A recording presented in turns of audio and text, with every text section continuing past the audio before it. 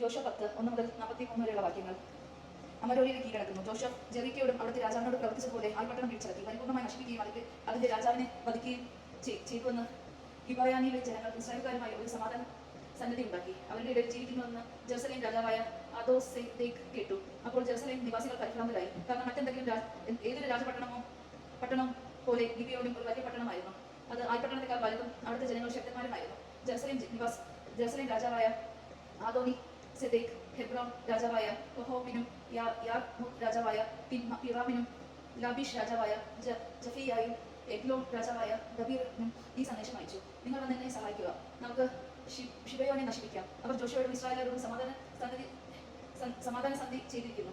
Jerusalem, Hebron, യാർമൂത്ത്, ലഖീഷ്, Eglon എന്നിവയുടെ അധിപന്മാരായ 5 അമരോര്യ രാജാക്കന്മാർ സൈന്യസമേതം ചെന്ന് ഗിബയോണിനെതിരെ താവളം അടിച്ചു യുദ്ധം ചെയ്തു. ഗിബയോണിലെ ജനങ്ങൾ ഗിൽഗാലിൽ പാളയം അടിച്ചിരുന്നു. ജോഷയെ അറിയിച്ചു, അങ്ങയുടെ ദാസന്മാരെ കൈവിടരുതേ, വേഗം വന്ന് ഞങ്ങളെ രക്ഷിക്കുക, ഞങ്ങളെ സഹായിക്കുക. എന്നാൽ മലമ്പ്രദേശത്ത് വസിക്കുന്ന അമോര്യ രാജാക്കന്മാർ ഞങ്ങൾക്കെതിരായി സംഘടിച്ചിരിക്കുന്നു. ഉടൻ തന്നെ ജോഷയും ശക്തന്മാരും യുദ്ധവീരന്മാരുമായ എല്ലാ ഗിൽഗാലിൽ നിന്നും പുറപ്പെട്ടു.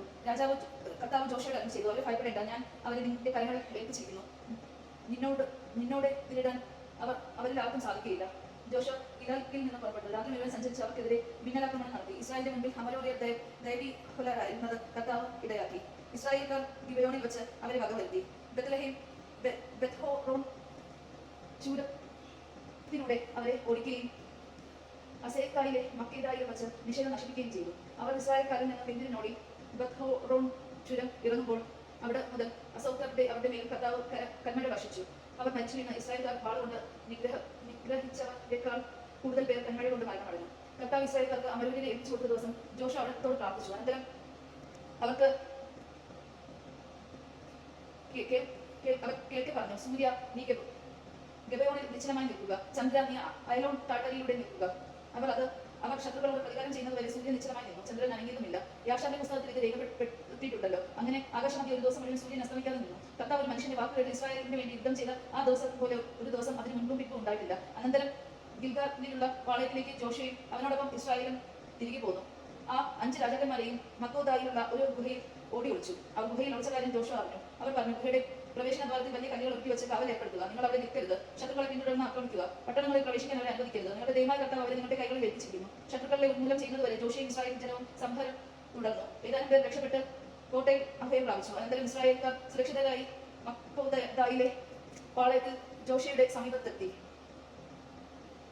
അവർക്കെതിരെ ആരും നാവനക്കിയില്ല. അപ്പോൾ ജോഷ കൽപ്പിച്ചു, ഗുഹയുടെ വാതിൽ തുറന്ന് ആ 5 രാജാക്കന്മാരെയും എന്റെ അടുക്കൽ കൊണ്ടുവരുവേൻ. അവൻ പറഞ്ഞതനുസരിച്ച് ഗുഹയിൽ നിന്ന് ജെറുസലേം, ഹെബ്രോൻ, യാർമൂത്ത്, ലാഖീഷ്, എഗ്ലോൺ എന്നിവിടങ്ങളിലെ രാജാക്കന്മാരെ അവർ കൊണ്ടുവന്നു. ജോഷ ഇസ്രായേൽ ജനത്തെ വിളിച്ചുകൂട്ടി തന്നോടൊപ്പം പോകുന്ന യോദ്ധാക്കളുടെ തലവന്മാരോട് പറഞ്ഞു, അടുത്ത് വന്ന് രാജാക്കന്മാരുടെ കഴുത്തിൽ ചവിട്ടുവിൻ. അവർ അങ്ങനെ ചെയ്തു. ജോഷ അവരോട് പറഞ്ഞു, നിങ്ങൾ ഭയപ്പെടുകയോ ചഞ്ചലരാവുകയോ വേണ്ട, ഉറപ്പും ധൈര്യവും ഉള്ളവരായിരിക്കും. നിങ്ങൾ നേരിടുന്ന എല്ലാ ശത്രുക്കളോടും ഇപ്രകാരം തന്നെ കർത്താവ് പ്രവർത്തിക്കും. അനന്തരം ജോഷ അവരെ അടിച്ചു കൊന്നു 5 മരങ്ങളിൽ കെട്ടിത്തൂക്കി. സായം വരെ ജനം മരത്തിൽ തൂങ്ങിക്കിടന്നു. എന്നാൽ സൂര്യാസ്തമയ സമയത്ത് ജോഷയുടെ കൽപ്പന പ്രകാരം വൃക്ഷങ്ങളിൽ നിന്ന് അവ ഇറക്കി അവർ ഒളിച്ചിരുന്ന ഗുഹയിൽ കൊണ്ടുപോയി ഇട്ടു. അതിന്റെ വാതിൽക്ക് വലിയ കല്ലുകൾ ഉരുട്ടി വെച്ചു. അതിനും അവിടെ ഉണ്ട്. അത് തന്നെ ജോഷ മക്ബേക്കോ പിടിച്ചടക്കി. അതിനെയും അതിന്റെ രാജാവിനെയും വാളിനിരയാക്കി. അവിടെയുള്ള എല്ലാവരെയും നിർമൂലമാക്കി. ആരും അവശേഷിച്ചില്ല. ജെറിക്കോ രാജാവിനോട് ചെയ്തതുപോലെ മക്കേദോ രാജാവിനോട് അവൻ പ്രവർത്തിച്ചു. അനന്തരം ജോഷയും ഇസ്രായേൽ ജനവും മക്കേദയിൽ നിന്ന് ലിബ്നാനിലെത്തി അതിനെ ആക്രമിച്ചു. ആ പട്ടണത്തെയും അതിന്റെ രാജാവിനെയും ഇസ്രായേൽക്കാരുടെ കൈകളിൽ കർത്താവ് ഏൽപ്പിച്ചു. ആരും അവശേഷിക്കാത്ത വിധം അവർ എല്ലാവരെയും വാളിനിരയാക്കി. ജെറിക്ക രാജാവിനോട് ചെയ്തതുപോലെ ലിബ്ന രാജാവിനോട് അവർ പ്രവർത്തിച്ചു. ജോഷയും ഇസ്രായേൽ ജനവും ലിബ്നാനിൽ നിന്ന് ലഖീഷിലെത്തി അതിനെ ആക്രമിച്ചു. ലഖീഷിനെയും കർത്താവ് ഇസ്രായേൽക്കാരുടെ കൈകളിൽ ഏൽപ്പിച്ചു കൊടുത്തു. 2-ാം ദിവസം അവനത് പിടിച്ചടക്കുകയും ലിബ്നായോട് ചെയ്തതുപോലെ അവിടെയുള്ള എല്ലാവരെയും വാളിനിരയാക്കുകയും ചെയ്തു. ഗേസറിലെ രാജാവായ ഹോറാം ലഖീഷിന്റെ സഹായത്തിനെത്തി. എന്നാൽ ആരും അവശേഷിക്കാത്ത വിധം ജോഷ അവനെയും അവന്റെ ജനത്തെയും സംഹരിച്ചു. ജോഷയും ഇസ്രായേൽ ജനവും ലഖീഷിൽ നിന്ന് എഗ്ലോണിലെത്തി അതിനെ ആക്രമിച്ച് കീഴടക്കി. അന്ന് തന്നെ അത് പിടിച്ചടക്കുകയും വാളിനിരയാകുകയും ചെയ്തു. ലഖീഷിനോട് ചെയ്തതുപോലെ അവർ അന്ന് തന്നെ അവരെ നശിപ്പിച്ചു. അതിനുശേഷം ജോഷയും ഇസ്രായേൽ ജനവും എഗോലിൽ നിന്ന് ഹെബ്രോണിലെത്തി അതിനെ ആക്രമിച്ചു. അത് പിടിച്ചടക്കി അതിന്റെ രാജാവിനെയും അതിന്റെ പട്ടണങ്ങളെയും സർവ്വജനങ്ങളെയും വാളിനിരയാക്കി. എഗ്ലോണിൽ പ്രവർത്തിച്ചതുപോലെ ഒന്നൊഴിയാതെ എല്ലാവരെയും നിശേഷം നശിപ്പിച്ചു. ജോഷയും ഇസ്രായേൽ ജനവും ദബീറിന്റെ നേരെ തിരിഞ്ഞ് അതിനെ ആക്രമിച്ചു. അതിന്റെ രാജാവിനെയും സകല പട്ടണങ്ങളെയും പിടിച്ചടക്കി വാളിനിരയാക്കി. അവിടെ ഒന്നും അവശേഷിപ്പിച്ചില്ല. ഹെബ്രോണിനോടും ലെബ്നോനോടും അതിന്റെ രാജാവിനോടും പ്രവർത്തിച്ചതുപോലെ ദബീറിനോടും അതിന്റെ രാജാവിനോടും അവർ പ്രവർത്തിച്ചു.